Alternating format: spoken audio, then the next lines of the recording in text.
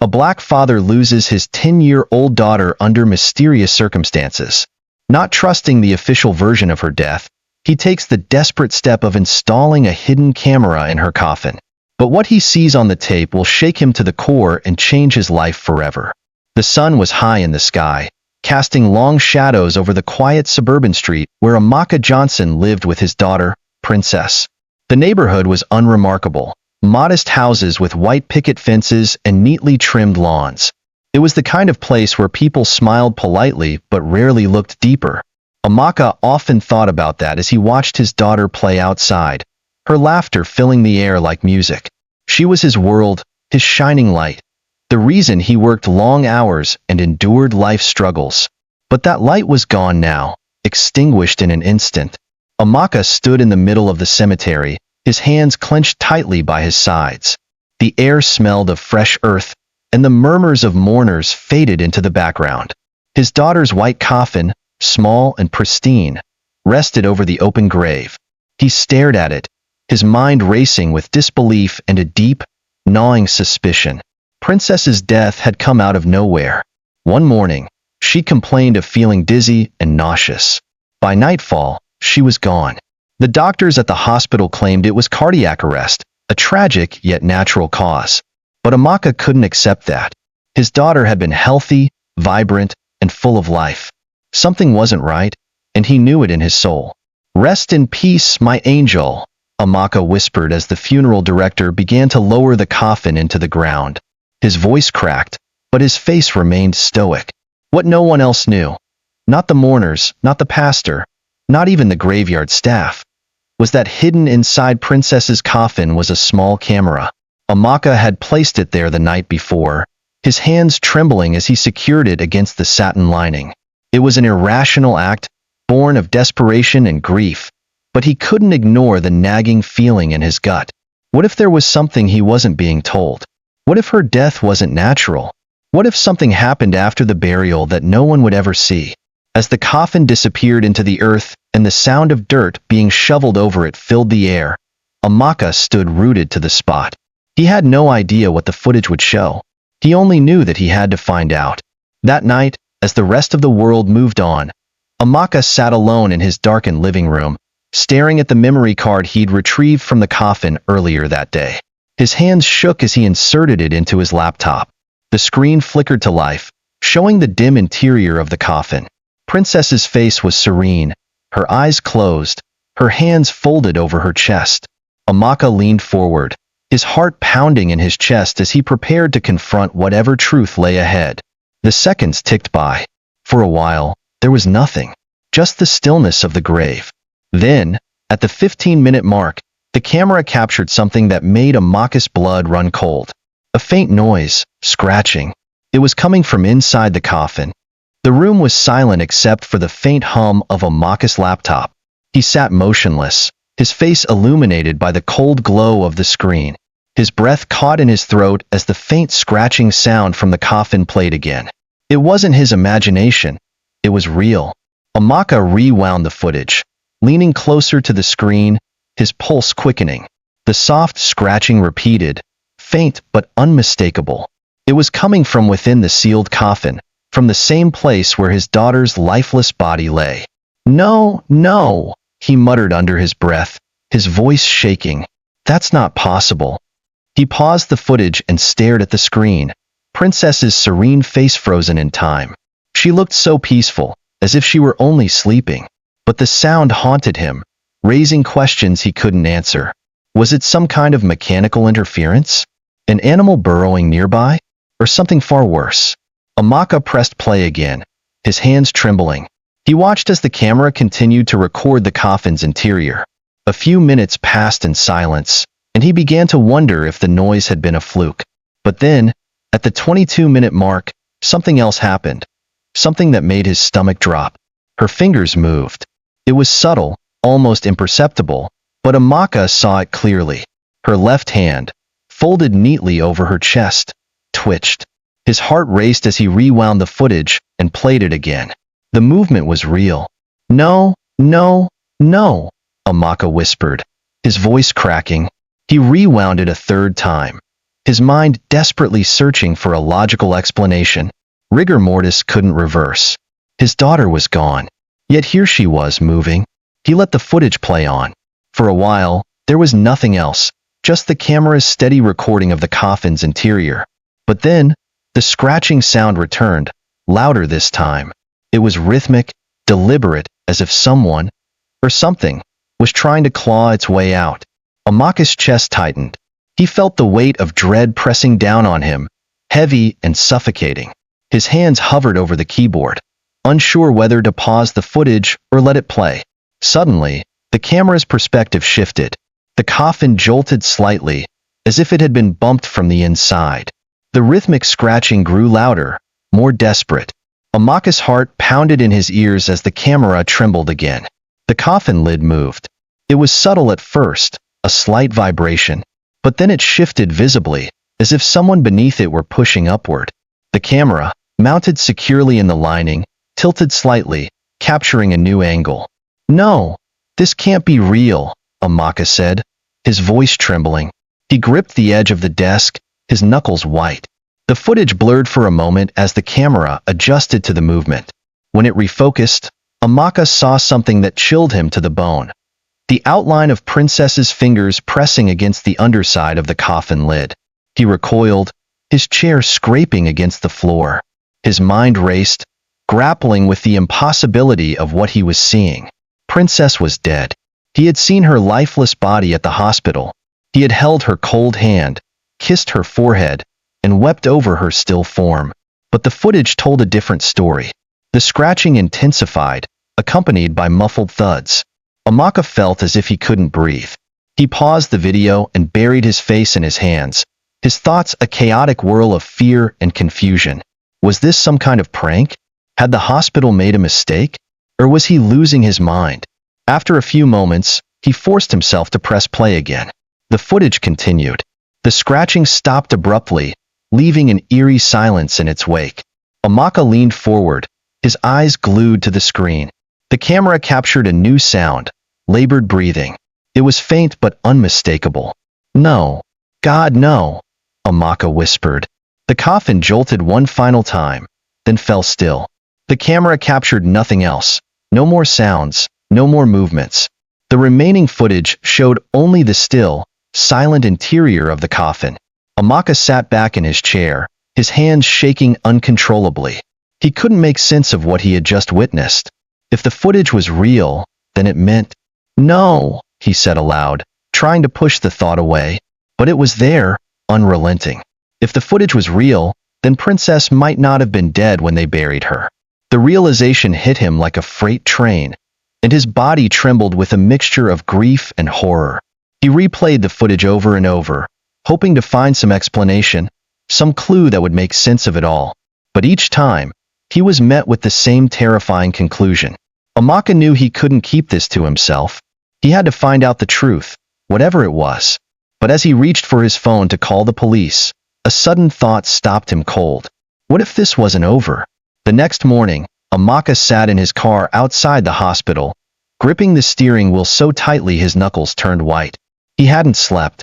The footage had played on a loop in his mind all night. Princess's fingers twitching, the scratching, the breathing. Every fiber of his being screamed that something wasn't right. But who would believe him? Who would take him seriously if he claimed his daughter might have been buried alive? He glanced at the hospital's imposing facade. It looked indifferent, cold, and unfeeling, much like the staff had been when he brought Princess in that terrible day. He replayed the events in his mind. The rushed explanations, the curt condolences, the way they'd ushered him out of the room as soon as she was pronounced dead. Something about it had felt off. Taking a deep breath, he stepped out of the car and marched through the sliding glass doors. "Good morning. How can I help you?" the receptionist asked, her tone too cheerful for his state of mind. "I need to speak to Dr. Cunningham," Amaka said, trying to keep his voice steady. Dr. Cunningham had been the one to deliver the news of Princess's death. He needed answers, and Cunningham was the only person who could give them. "Do you have an appointment?" "No, but this is urgent. Tell him it's about Princess Johnson." The receptionist hesitated, her smile faltering. "One moment, sir." She made a call, her voice low, stealing occasional glances at Amaka. After a moment, she hung up and said, "Dr. Cunningham is in a meeting, but he'll see you shortly. Please have a seat." Amaka sat down, his knee bouncing with nervous energy. He clenched his fists, fighting the urge to storm into Cunningham's office uninvited. After 20 agonizing minutes, a nurse appeared and called his name. Dr. Cunningham was seated behind his desk, his expression neutral but guarded. "Mr. Johnson," he said, gesturing for Amaka to sit. "I wasn't expecting you. How can I help you?" Amaka didn't waste time. "I want to talk about my daughter's death," he said, his voice firm. Cunningham nodded slowly. "I understand this is a difficult time for you, but as I explained before, Princess suffered cardiac arrest. We did everything we could to—" "No," Amaka interrupted. "You didn't. Something isn't right, and I want to know the truth." Cunningham's brows furrowed. "Mr. Johnson, I assure you—" "Stop assuring me and start explaining." Amaka snapped, leaning forward. "Why was there no autopsy? Why was I pressured to bury her so quickly? And why," he hesitated, debating whether to reveal what he'd seen, "why do I feel like you're hiding something?" Cunningham's face darkened. "I understand your grief, but these accusations are baseless. If you're suggesting malpractice, I assure you—" "I'm not suggesting anything," Amaka said, his voice rising. "I'm telling you that I have proof something is wrong." The doctor's eyes narrowed. "Proof?" Amaka hesitated again. If he mentioned the camera, would they think he was crazy? Would they confiscate the footage? He decided to tread carefully. "I reviewed the circumstances surrounding her death," he said carefully, "and there are too many unanswered questions. I want her medical records. All of them." Cunningham shook his head. "I'm afraid that's not possible without a court order." Amaka's fists clenched. "You don't understand. I'm not leaving until I get answers." The doctor stood, his calm demeanor faltering. "Mr. Johnson, I suggest you take some time to grieve. Dwelling on conspiracy theories won't bring Princess back. I'll have security escort you out if necessary." Amaka stood, his heart pounding with rage. "You think this is over? I'll get those records, one way or another. And when I do, I'll find out what you're hiding." He stormed out of the office, his mind racing. Cunningham's defensive attitude only confirmed his suspicions. Something wasn't right, and he wouldn't stop until he uncovered the truth. That night, Amaka sat in his living room, the footage playing again on his laptop. Every time he watched it, his resolve strengthened. Whatever was going on, Princess deserved justice. As he stared at the screen, his phone buzzed. He glanced at the number, unknown. He hesitated before answering. "Hello? Mr. Johnson?" The voice was low and cautious, almost a whisper. "Yes. Who is this?" I can't tell you my name," the voice said, "but I know about your daughter. I know you're looking for answers." Amaka's pulse quickened. "Who are you? How do you know about this?" "I worked at the hospital," the voice continued. "I wasn't supposed to see it, but I did. Princess's case wasn't handled properly. There's more to her death than they're telling you." Amaka's grip on the phone tightened. "What do you mean? Tell me everything." "I can't talk here. They're watching everyone. Meet me tomorrow, 8 p.m., at Lincoln Park, by the benches near the fountain. I'll explain everything then." Before Amaka could respond, the line went dead. He sat in silence, the phone still pressed to his ear. The hospital was hiding something, and now, someone on the inside was willing to help him uncover the truth. But as the hours ticked by, one thought haunted him. If they were watching, how far would they go to keep their secrets buried? Amaka could barely focus throughout the next day. His mind replayed the cryptic phone call over and over. Someone from the hospital knew something. Someone had seen what happened to Princess. That meant he wasn't crazy. His instincts had been right all along. But the call also terrified him. If this person was afraid enough to stay anonymous, then what kind of secrets was the hospital hiding? What kind of danger was he walking into by pursuing this? By the time the clock struck 7:30 p.m., Amaka was already pacing in his living room, waiting for the moment to leave for Lincoln Park. He checked the memory card from the Coffin camera again, ensuring it was securely hidden in a pocket of his jacket. Whatever this informant knew, he would need proof to back it up, and this footage was his only evidence. As the minutes ticked by, the thought of Princess haunted him. Her laughter, her bright eyes, her way of calling him daddy when she wanted something special. It was all gone. And for what? He had to know. He had to. At exactly 8 p.m., Amaka arrived at Lincoln Park. The fountain in the center was illuminated by dim streetlights, the water bubbling softly. The benches around it were mostly empty, save for a lone jogger tying their shoes in the distance. Amaka scanned the area, his heart pounding. Every shadow seemed alive, every sound amplified in the quiet night. Then he saw a figure sitting on one of the benches near the fountain, bundled in a hooded jacket. Amaka approached cautiously. "Are you the one who called me?" The figure glanced up, revealing a pale, gaunt face. It was a woman, her eyes darting nervously around the park. She looked exhausted, like she hadn't slept in days. "Yes," she whispered. "Sit down quickly. We don't have much time." Amaka sat beside her, his every nerve on edge. "Who are you? What do you know about my daughter?" The woman hesitated, wringing her hands. "My name doesn't matter. I used to work in the records department at the hospital. I saw things I wasn't supposed to see, things about your daughter's case." "What things?" Amaka pressed, his voice low but urgent. "They falsified her death report," the woman said, her voice trembling. "She didn't die from cardiac arrest. That's just what they wrote to cover their tracks." Amaka's chest tightened. "What are you saying? That she wasn't dead when they pronounced her?" The woman hesitated, then nodded. "Yes, I saw the records. Her vitals were faint, but they were there. Instead of transferring her to intensive care, she trailed off, her face pale." "They what?" Amaka demanded, his voice rising. "They declared her dead anyway. It was protocol," the woman whispered, tears welling in her eyes. "She was moved to the morgue before anyone double-checked. By the time someone realized, it was too late. They buried her to hide the mistake." Amaka felt as if the ground had fallen out from under him. His mind reeled. "Protocol," he spat. "What kind of protocol lets them bury a child alive?" The woman shook her head. "It's not protocol, it's greed. The hospital's understaffed and overbooked. They rush through cases to avoid lawsuits and bad press. Your daughter, she wasn't the first, and she won't be the last." Amaka's hands clenched into fists. His entire body trembled with rage. They let her die because it was convenient? The woman nodded, her eyes darting around the park again. "You need to be careful. They'll come after you if they think you know too much. They've done it before." Amaka leaned closer. "What do you mean? Who's they?"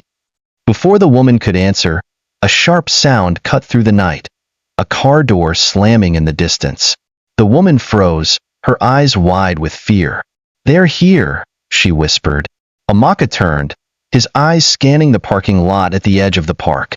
A black SUV sat idling, its headlights off. Two men in suits stepped out, their movements purposeful. "Run," the woman hissed. She stood abruptly, clutching a bag to her chest. "You didn't meet me. You don't know me. Just go." "Wait," Amaka called, but she was already disappearing into the shadows. He turned back toward the men, who were now walking briskly in his direction. Panic surged through him.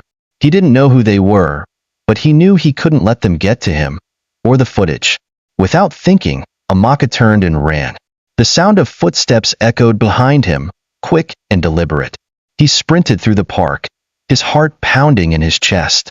He didn't dare look back. All he could think about was Princess, her laughter, her smile, and the truth he owed her. He reached his car, fumbling with the keys as the footsteps grew louder.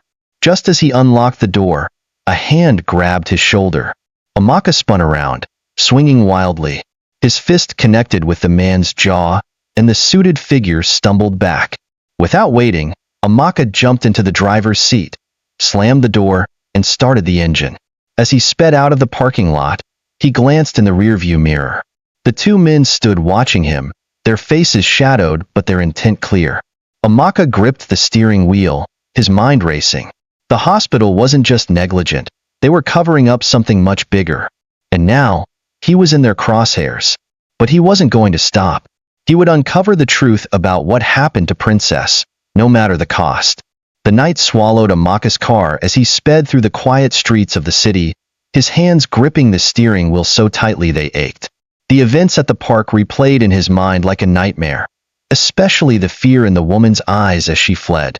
Whoever those men were, their presence confirmed that this wasn't just negligence or incompetence. It was something far worse.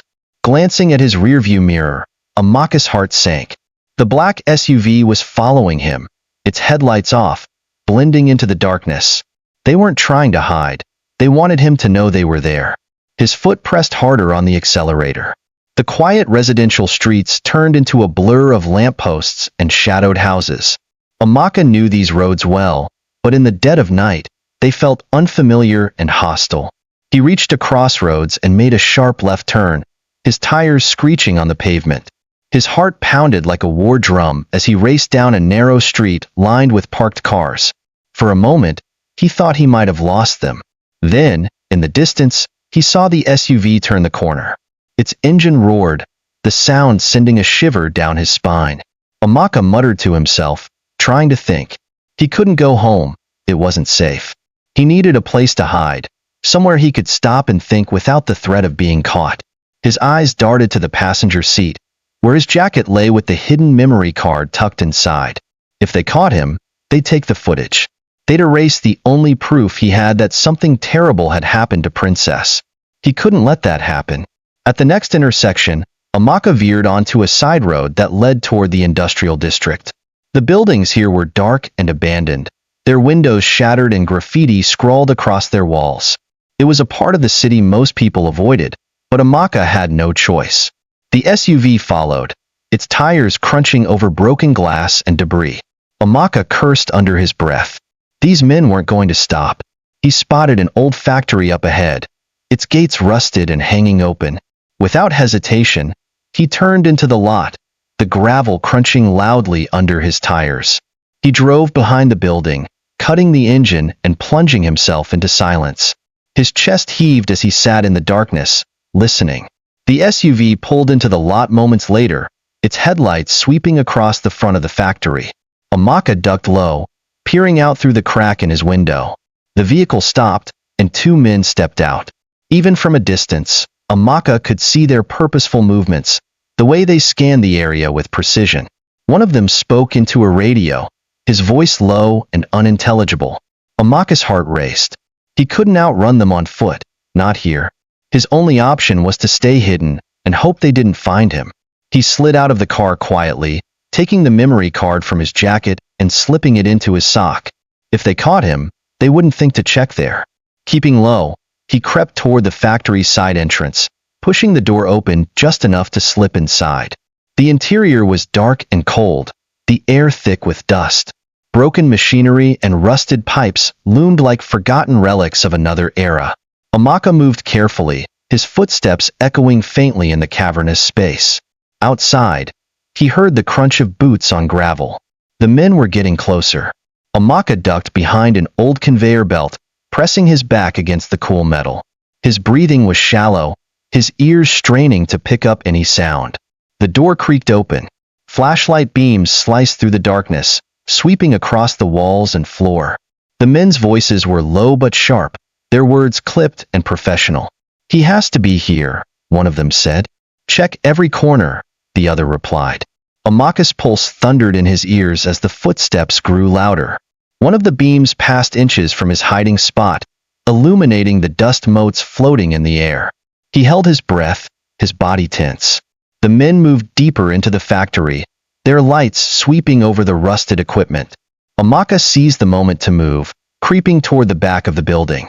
He spotted a stairwell leading up to a second level and hurried up the steps, each creak of the metal making him wince. Reaching the top, he found himself in an office overlooking the factory floor. The windows were grimy, and old papers littered the floor. Amaka crouched low, peering out at the men below. They were still searching, their flashlights methodically sweeping the area. One of them stopped and turned toward the stairwell, his light fixed on the steps. Amaka's stomach dropped. The man started climbing the stairs, his footsteps deliberate. Amaka frantically looked around the office for an escape route. His eyes landed on a narrow window at the far end of the room, partially open. It was small, but he might be able to squeeze through. He hurried to the window, pushing it open further. The cold night air rushed in, and he looked down to see a metal fire escape below. It wasn't far, but the drop would be painful if he missed. The sound of footsteps reached the top of the stairs. Amaka didn't have time to think. He climbed through the window and lowered himself onto the fire escape. As he landed, the metal rattled loudly. "Hey!" one of the men shouted from inside. Amaka didn't look back. He scrambled down the fire escape, his movements frantic. He jumped the last few feet to the ground and took off running into the night. Behind him, he heard the men shouting, their voices angry and determined. But he didn't stop. He ran until his lungs burned, until the sounds of pursuit faded into the distance. When he finally slowed, he found himself in an alleyway, surrounded by towering buildings. He leaned against the wall, gasping for breath. His mind raced. The memory card was still safe. But now, more than ever, he knew he was up against something far bigger than he'd imagined. He couldn't go back to his normal life. Not yet. Not until he uncovered the full truth.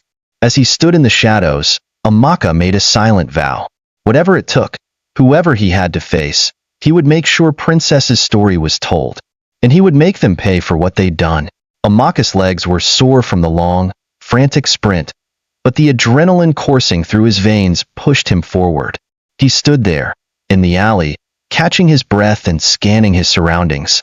The men in suits had given chase, but he had escaped, barely. He was shaken but determined. There was no turning back now. Princess's death, the hospital's involvement, and the men after him. It all pointed to something far more sinister than he had imagined. But he couldn't do this alone. He needed someone who had access to the system, someone who could help him dig deeper into the hospital's records. He needed an ally. But who could he trust? The answer came to him in a flash. It was Laura. Laura Akwu, an investigative journalist he had known since college.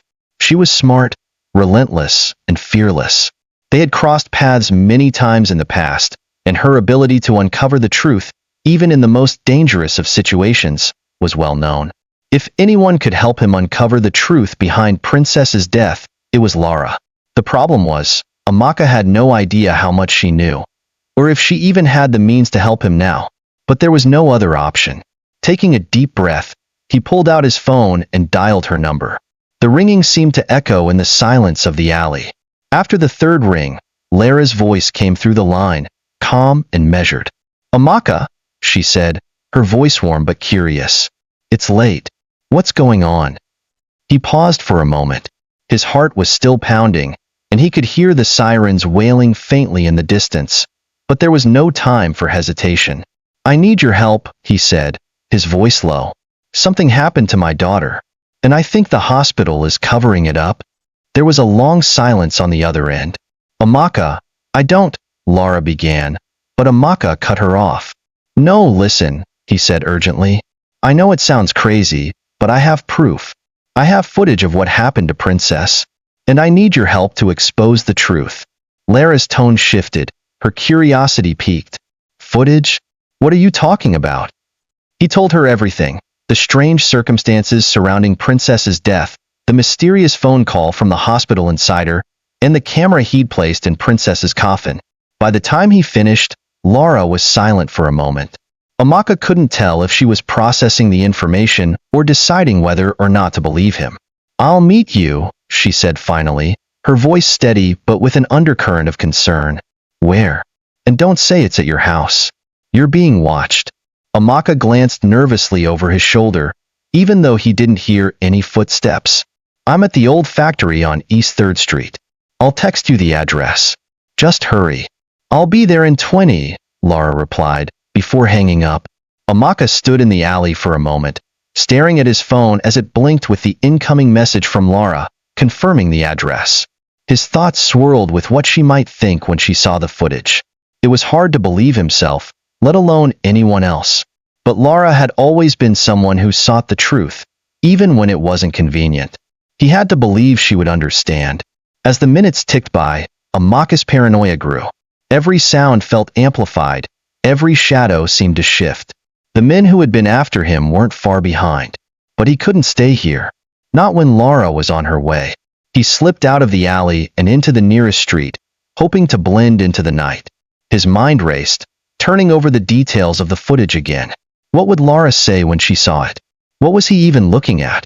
He couldn't shake the feeling that something deeper was at play. 15 minutes later, the sound of a car pulling into the parking lot behind the factory caught Amaka's attention. He turned quickly to see a black sedan, its headlights off, creeping into the lot. His heart leaped into his throat. It was Laura. Amaka ran toward the car, and as the door opened, Laura stepped out, her sharp eyes immediately scanning their surroundings. She was dressed casually in a leather jacket and jeans, her hair pulled back into a ponytail. She looked calm, but Amaka knew better than to think she hadn't already assessed the danger. "Amaka," Laura said, her voice firm but warm, "you look like you've been running from a ghost." He managed a small, strained smile as he gestured toward the factory. "Let's get inside. I'll show you everything." They entered the building, Amaka leading Laura to the same office where he had hidden earlier. The place was still as deserted and dark as before, with dust settling on the remnants of old furniture. Laura took a seat near the desk as Amaka set the laptop on a table.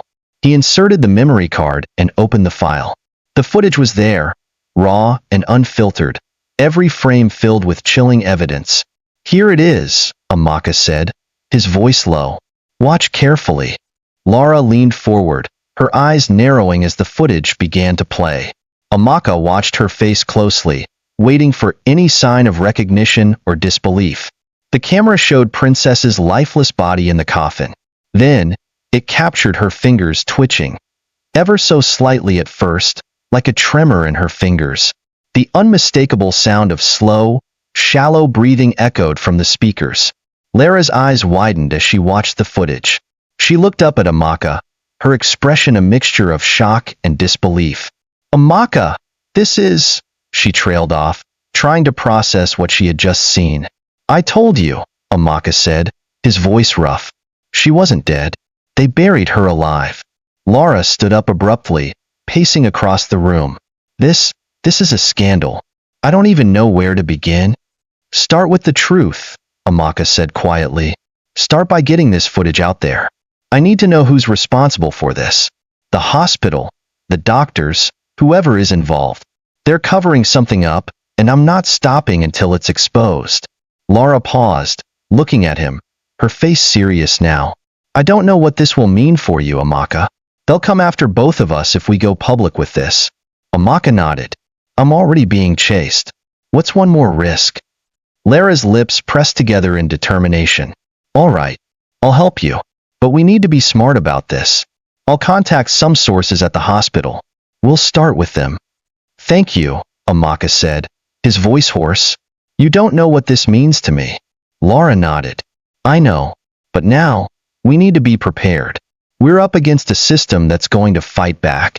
Amaka took a deep breath, his gaze hardening. "Then we'll fight harder."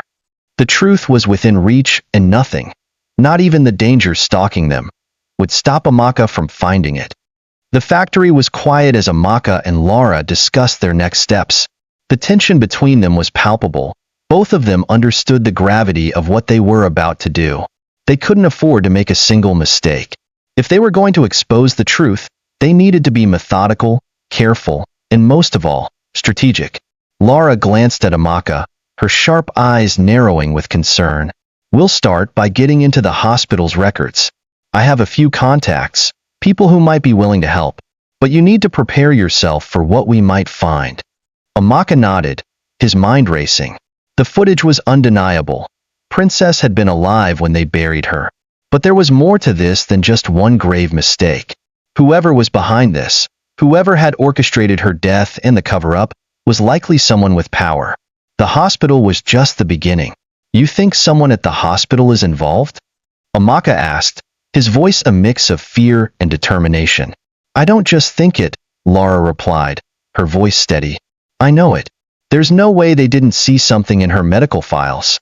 And if they ignored it, it's not just a mistake. It's intentional. We're talking about negligence, or worse." Amaka's jaw clenched as he thought of Princess, his sweet, innocent daughter, alone in that coffin. How could they have let her suffer like that?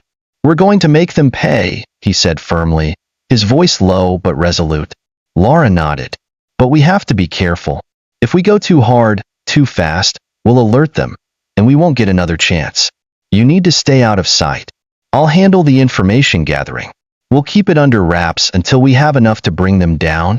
Amaka wasn't entirely convinced. He knew he had to trust Laura, but the urgency in his heart told him to act, not wait.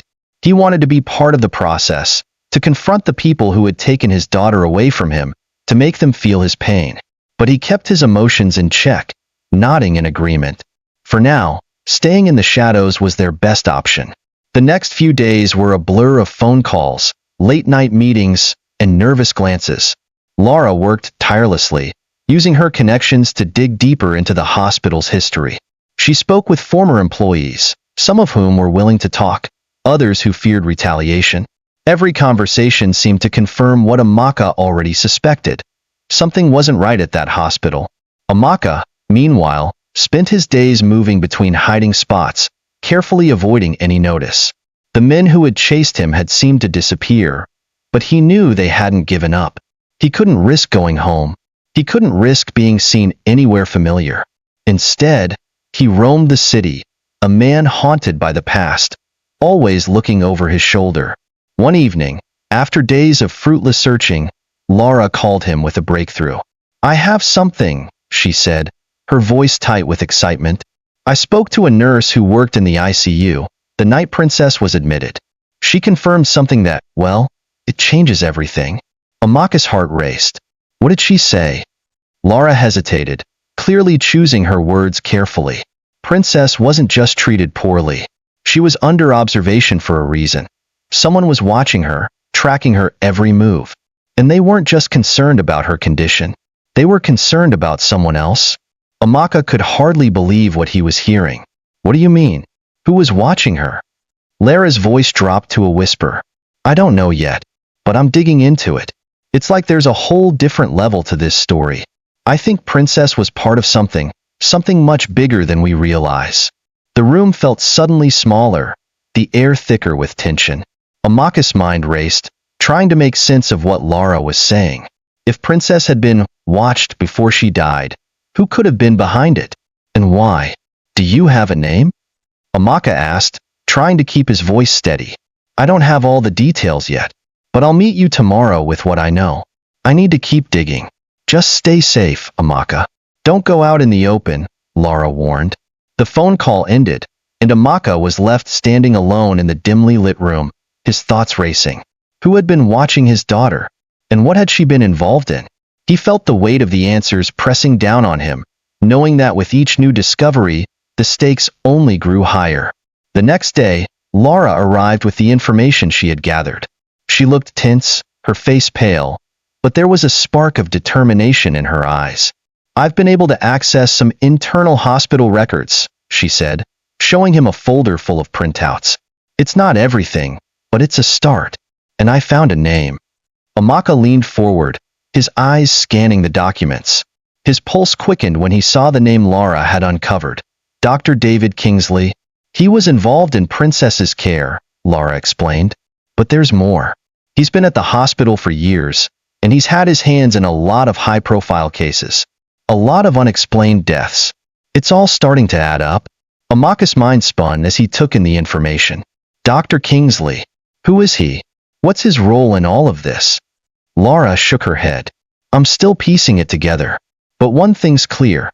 He's not just a doctor. He's part of something bigger, something systemic. He has influence, connections that go beyond the hospital." Amaka stood up, his chest tight with emotion. "What are you saying? That he was involved in Princess's death?" "I don't have proof of that yet," Laura said, her voice low.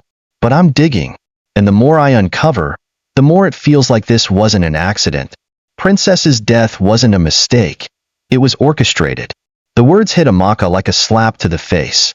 He'd been hoping for a simple answer, but this wasn't a simple case. It was a conspiracy, a web of lies and corruption that stretched far beyond the hospital. "We need to get to him," Amaka said, his voice low and determined. "We need to confront Dr. Kingsley." He has the answers we're looking for. Laura hesitated. Be careful, Amaka. If he's involved in something this deep, we can't just walk in and confront him. We need a plan. A way to expose him without putting ourselves at risk. Amaka's fists clenched, but he knew she was right. The truth was within his reach, but it wasn't going to be easy. Whoever Dr. Kingsley was, he wasn't going to give up his secrets without a fight. I don't care what it takes, Amaka said firmly. I'll bring him down no matter what. For Princess. Laura looked at him, her expression softening with understanding. I'm with you. But we need to be smart about this. Let's gather everything we can before we make our move. They both knew the path ahead would be dangerous. The deeper they dug, the more perilous the journey became. But there was no turning back now. The truth was waiting, and Amaka wouldn't stop until he had it. Amaka couldn't sleep that night. He lay awake, staring at the ceiling, every thought consumed by the mystery surrounding Princess's death and the sinister forces at play. Laura had said they needed to be careful, but the anger burning inside him refused to let him rest. Every time he closed his eyes, he saw his daughter's face, her bright smile, her laughter. Then he saw the footage. The way her fingers twitched in the coffin. The slow, shallow rise of her chest. She had been alive, and someone had buried her anyway. The question gnawed at him. Why? Why was she targeted? And why was Dr. David Kingsley involved? It was a question he would have to find an answer to. But the more Amaka thought about it, the more he realized how much bigger this was than just Princess's death. Something corrupt was festering at the hospital, something that went beyond negligence. It was a conspiracy. And now, he and Laura were deep in it. The next morning, Amaka met Laura in a dimly lit cafe, away from prying eyes. She slid into the booth across from him, her laptop open in front of her. She didn't waste time with pleasantries. Her expression was grave, her focus unwavering. I've managed to get my hands on more documents from the hospital's internal system, Laura said, her voice low. And I found a pattern. Dr. Kingsley has been involved in several high-profile cases, patients who died under strange circumstances. But here's the thing. All of them were part of experimental treatments or clinical trials. It's almost as if he was testing something. Amaka frowned. Testing? What do you mean? Laura clicked through the documents on her laptop and pulled up a list of patient names. I don't know yet, but it seems like some of these deaths were no accidents. They're being covered up as natural causes, but when you look at the timeline, it's too coincidental. It's like he's using these patients for something. Amaka leaned forward, his mind racing. Are you saying that Dr. Kingsley was experimenting on them? And Princess was just another test subject? Laura nodded grimly. It's possible. I've seen a lot of corruption in my line of work, but this feels like something out of a nightmare. The words hung in the air between them, and Amaka felt his heart sink. If what Laura was saying was true, Princess's death wasn't a mistake. It wasn't a one-off incident. It was part of something much bigger. And the fact that Dr. Kingsley was at the center of it all only made it more terrifying. How do we expose him? Amaka asked, his voice tense. Laura closed the laptop and looked at him. We need hard evidence. Right now, we have circumstantial stuff. The pattern, the suspicious deaths, but we need something concrete. Something that proves he was intentionally involved in these deaths. We need to find a way into his office, his personal files. That's the only way we can get the smoking gun. Amaka shook his head. We can't just walk in there. The hospital's too tight. They'll know we're coming before we even get close. I agree, Laura said. That's why we need to be more strategic. I've been thinking. I have an old contact at the hospital, a janitor who works the night shift. He's seen things, but he's scared. If we can convince him to help us, we might be able to get into Dr. Kingsley's office after hours. Amaka felt the weight of the situation pressing down on him. They were heading into dangerous territory, and the deeper they went, the more it felt like they were playing with fire. But there was no turning back. The truth was too important. I'll do whatever it takes, he said firmly. If it means sneaking around at night, so be it. But we need that evidence. Laura nodded, her face set with determination. All right, I'll meet with the janitor tonight. If we can get him to help us, we'll make our move. You need to lay low until then. No more running around. It's too risky. Amaka wasn't sure how much longer he could stay hidden. Every day without answers was another day of torment. But he trusted Lara.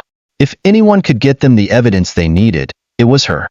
That night, as the city settled into a quiet, restless slumber, Amaka remained in hiding, pacing around the dimly lit apartment he had rented. His phone buzzed. It was Lara. "We're in," the message read. Amaka's heart skipped a beat. He quickly typed a reply. "Are you sure? Is the janitor helping?" Lara's response came almost immediately. "He's agreed to help. Meet me at the hospital parking lot in an hour. We're going in." The hospital loomed ahead, its lights dimmed in the late hours of the night. Amaka could feel his heart pounding in his chest as he stood in the shadows, waiting for Lara. He had been here countless times before with Princess, but tonight, everything felt different. The weight of the truth they were about to uncover pressed down on him like a heavy stone. Lara arrived in a black sedan, her face tight with focus. She parked in a far corner of the lot, away from any security cameras. Amaka climbed into the car, his eyes scanning the surroundings. "Let's go over the plan one more time," he said, his voice low. Lara nodded. "We're going to wait for the janitor to give us the all clear. Once he does, we'll head to Dr. Kingsley's office. I've got a key card he's going to let us use, but we can't waste time. We need to get in and out fast." Amaka's fingers tightened around the door handle. The tension was palpable, but there was no turning back. This was it. This was the moment they would either expose the truth or walk away empty-handed. And Amaka couldn't live with that. Minutes felt like hours as they sat in silence, waiting for the janitor's signal. The hospital shadows seemed to stretch long and ominous, and Amaka couldn't shake the feeling that they were being watched. Every creak of the building, every distant sound, made his heart race. Finally, the janitor appeared. A middle-aged man in a worn uniform, his face nervous but resolute. He approached the car and gave them a quick nod before disappearing into the building. "This is it," Lara said, her voice sharp with urgency. They stepped out of the car, moving swiftly and silently toward the back entrance of the hospital. Amaka's nerves were on edge, but he kept his movements steady, focused. Every part of him screamed to run, but he couldn't. Princess's death had tied him to this moment, and he couldn't leave without answers. They entered the hospital through the back door, careful to avoid the security cameras.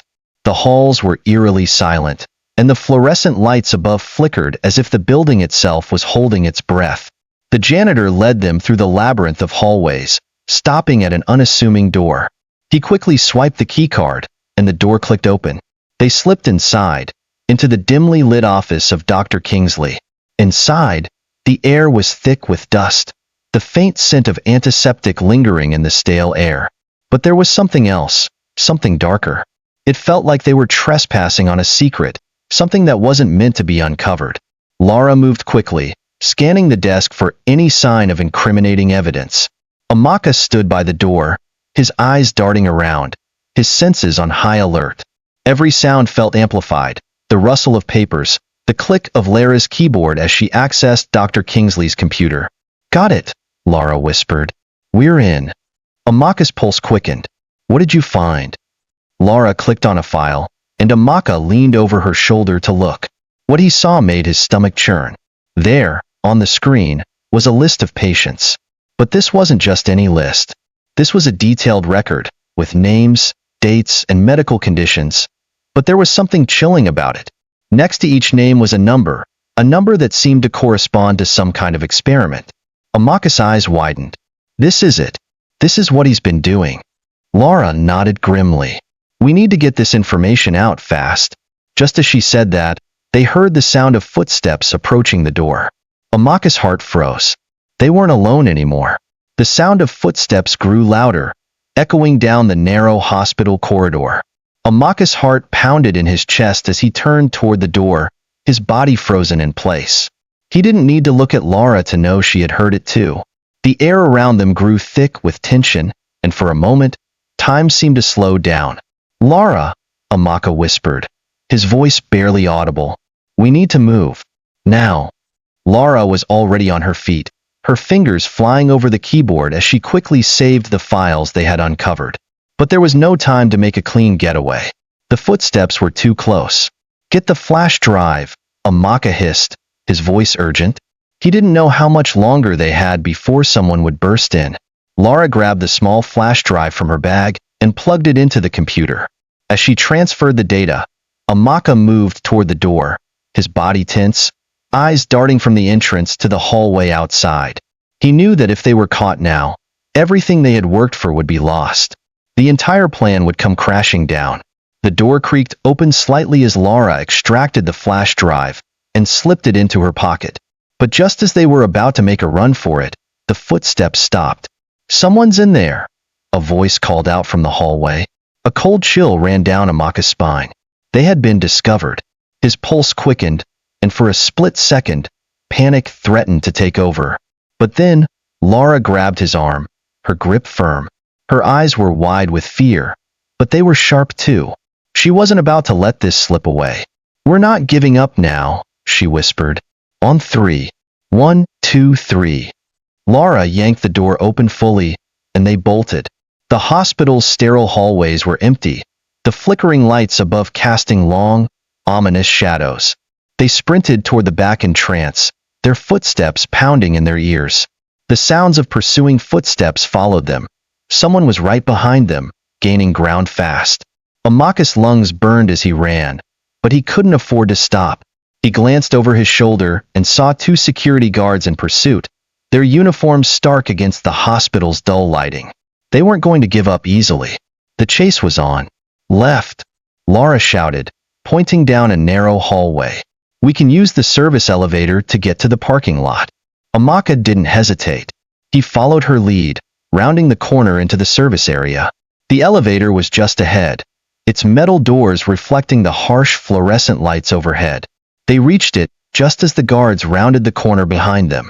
Laura swiped the janitor's keycard against the sensor, but the door didn't open. "Come on," she hissed, her hand shaking. "It should work." Amaka grabbed her arm. "It's too late. We don't have time for the elevator. We have to keep moving." He yanked open a nearby fire exit, and they bolted through it, bursting into the cool night air outside. Amaka's eyes scanned the area for any sign of their car, but the parking lot was almost deserted. They had parked in the far corner to avoid being noticed, but it was too far now. They couldn't make it without getting caught. "We need another way out," Laura said, panting. "We'll never make it to the car." Amaka looked around, his mind racing. The city streetlights barely illuminated the lot, casting long shadows. And then, he saw it. A delivery truck parked by the back gate. It had a company logo on the side, but the back was open, and the driver was nowhere in sight. "We're taking that," Amaka said, grabbing Lara's hand and pulling her toward the truck. Laura hesitated for only a moment before nodding, her expression grim.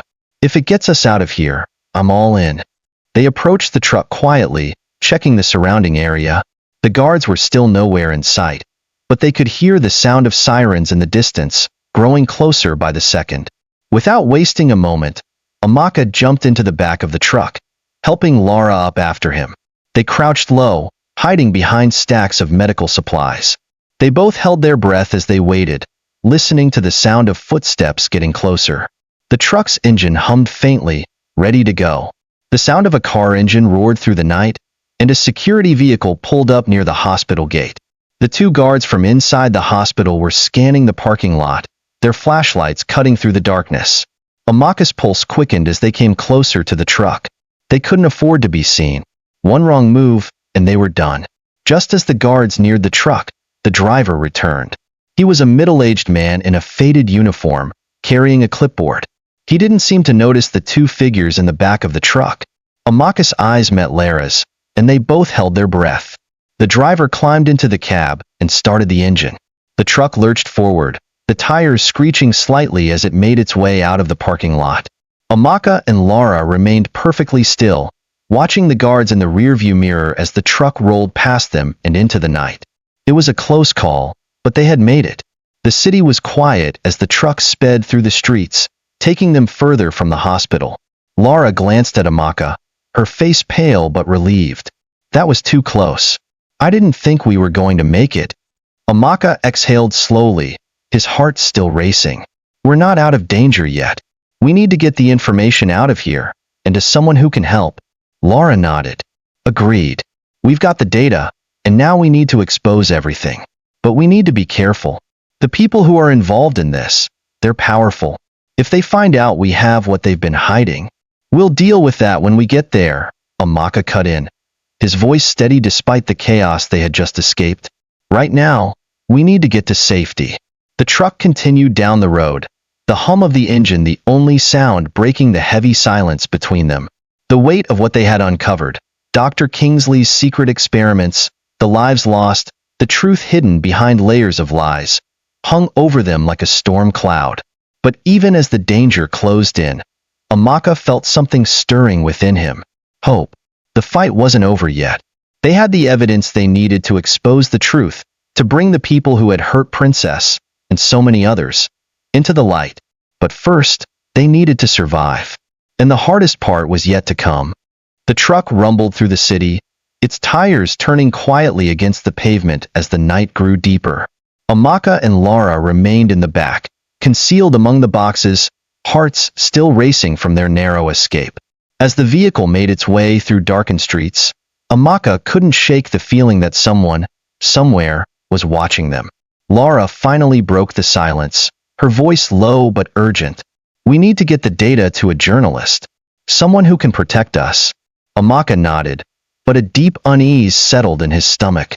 They weren't just dealing with a rogue doctor anymore. They were up against something much larger. Powerful people were involved in Princess's death, and the web of corruption they had uncovered seemed to stretch far beyond the hospital. You think the authorities will help us?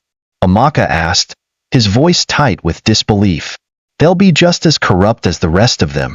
I can't trust anyone in that system. Laura hesitated. I get it, but we don't have much choice.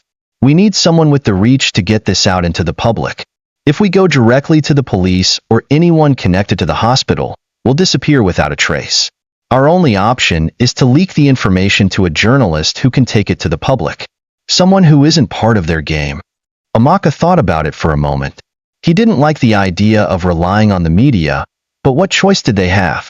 The more he thought about it, the more he realized they needed to expose the truth in a way that was impossible to cover up.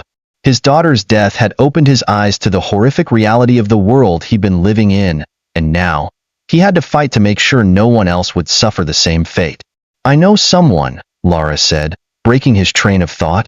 A journalist I used to work with. He's independent, hasn't been corrupted by the system. But he's also a target. So we need to be careful. Amaka's brow furrowed. Who? His name is Elijah Cole, Laura replied, glancing over her shoulder at the road behind them. He's been investigating corruption in the healthcare industry for years. If anyone can take this to the press without getting squashed, it's him. Amaka nodded slowly. Get us to him. Now. The truck finally reached the outskirts of the city, where the streets were quieter, the buildings more spaced out. As the vehicle slowed to a stop outside a rundown apartment building, Amaka and Laura quickly scrambled out of the back. They moved swiftly, keeping low to avoid drawing attention, and hurried toward the building's entrance. Elijah's apartment is on the 3rd floor, Laura said, her voice quick but controlled. He won't let us in without confirmation, so we need to be ready. Amaka felt the weight of the flash drive in his pocket, the data they had stolen still their most important asset. He couldn't help but wonder if Elijah would be able to handle the truth they had uncovered. The documents, the files, the experiments. Could anyone truly comprehend the magnitude of what they had discovered? The building's entrance door creaked as they pushed it open, and they ascended the narrow staircase, their footsteps echoing off the worn-out steps. Amaka could feel his nerves tightening as they approached the 3rd floor. They weren't just carrying the truth.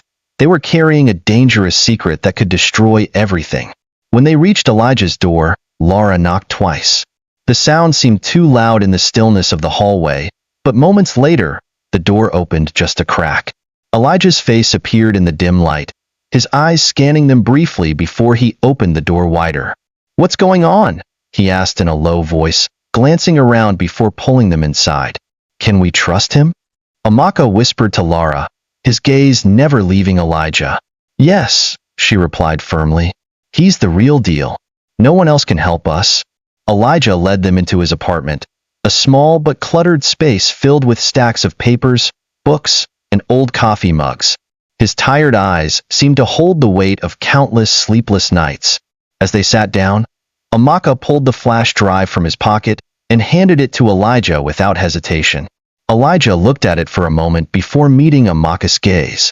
This better be good. What the hell's going on? Laura took a deep breath and began explaining everything. The hospital's experiments, Dr. Kingsley's involvement, the corruption, and the footage from Princess's coffin. Elijah didn't interrupt as she spoke, his eyes narrowing as he processed the information. When Laura finished, Elijah leaned back in his chair, rubbing his temples. This is bigger than I thought. Way bigger. He looked at them both, his face pale. You guys realize what you're up against, right? Amaka nodded. We're not walking away from this. Princess deserves justice. And we're going to make sure the truth comes out. Elijah let out a slow breath. I believe you. But we need to be careful. If this gets out, people will come after us. I'll get this to the press, but we're not safe until it's out there. And even then... Then what? Amaka asked, his voice heavy. Then you'll be targets. The people behind this, they're not just going to let it go. You'll need to disappear. Find somewhere safe and stay hidden. I'll do my best to get the story out without putting you directly in the crosshairs. But it's not going to be easy, Laura finished, her voice grim. Elijah stood up and walked over to his desk, where his laptop sat. He plugged in the flash drive, his fingers quickly moving over the keyboard. After a few minutes, he turned to face them again, his expression serious. I'm getting this out there, but it's going to take time. In the meantime, you need to keep your heads down. Don't trust anyone. Amaka looked at Laura, a fierce determination burning in his eyes. We'll be fine. I'm not running anymore. Elijah seemed to understand, but his face still carried the weight of caution. You should be. I'm sending this off to the right people, but don't think for a second that this is over. If anything, it's just beginning. The urgency in Elijah's voice sent a chill down Amaka's spine. The truth they had uncovered was explosive, dangerous, and now they had no choice but to live with the consequences. But Amaka wasn't afraid. Not anymore. I'll keep you updated, Elijah said as he walked them to the door. But you should get moving. The longer you stay in one place, the more likely it is they'll track you down. As Amaka and Laura stepped out into the cool night air, they exchanged one last look. The storm was coming, and there was no turning back. They had exposed the truth. Now, the real fight was about to begin.